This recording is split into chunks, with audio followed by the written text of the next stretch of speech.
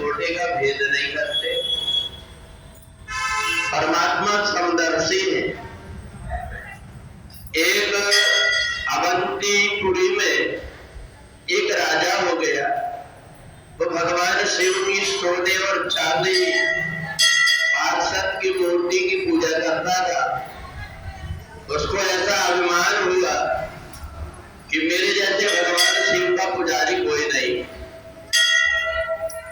उस राजा के यहाँ एक दासी जाती थी, भगवान की पूजन की सामग्री इकट्ठा कर देती। राजा पूजन करते, बड़े आनंद से देखती। उनके साथ एक दिन उसका छोटा बेटा चला गया। छोटा बेटा जब चला गया तो उसने देखा राजा बड़े भक्ति भाव से पूजन कर रहे। उसके मन में आया कि मैं भी भगवान का पूजन करूंगा, परंतु मेरे पास में सोना चांदी कहां से आएंगे, मैं भगवान शिव की पूजन कैसे करूंगा। तो इसी भाव में खो करके उसकी आंख से आंसू आ गए। अगर मेरे पास सोना चांदी होता तो मैं भी भगवान शिव की मूर्ति बना करके पूजन करता। रात्रि में उसने स्वप्न देखा, भगवान शिव उसके सामने आकर कहते, बेटा मेरी पूजा करने के लिए सोना चांदी की आवश्यकता नहीं है। अगर तू मेरी पूजा मिट्टी की मूर्ति भी बना करके करेगा तो मेरी कृपा मिल जाएगी। बड़ा प्रसन्न हुआ। सुबह से उठ करके उसने जैसी मूर्ति बनी उस प्रकार की मूर्ति बना करके पूजन करने लगा। दासी को देखा कि दासी आज आने में लेट हो गई। राजा बड़ा क्रोध में आ गया। क्रोध में आकर के उसने दासी से कारण पूछा कि तुम इतनी लेट क्यों आई, मेरे पूजन में विघ्न पड़ रहा है। दासी ने कहा, महाराज क्षमा करना, आज मेरा बेटा रूठ गया था भगवान शिव की पूजन करने के लिए, उसके लिए फूल बेलपत्ती लेकर गया। कहा, तुम भिखमंगे लोग क्या पूजन करोगे, तुम्हारे पास में क्या दूध है कि दही है कि क्या है। दासी कुछ नहीं बोली।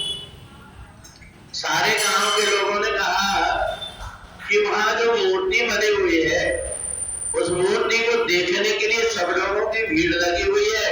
उस मूर्ति में तो दिव्य एक प्रकाश जैसा निकल रहा है। राजा को बड़ा क्रोध हुआ, सेना लेकर के पहुंचा, जाकर के देखा तो वो बालक आंख बंद करके मंत्र तो उसको आते रहे थे, ओम नमः शिवाय बोलते हुए भगवान शिव के ऊपर जल चढ़ा रहा। राजा को बड़ा क्रोध आया, तलवार से लेकर के मिट्टी को जैसे ही मारा वैसे भगवान शिव प्रकट हो गए।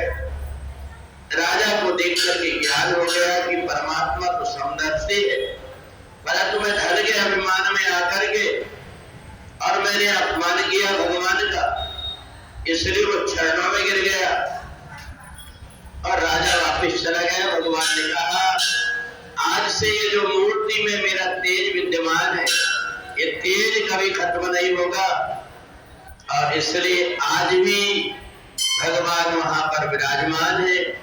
भगवान भोलेनाथ ने देखा कि यहाँ भक्ति भाव से मेरी पूजन होती है, तो इसलिए भगवान आज भी वहां पर विराजमान है।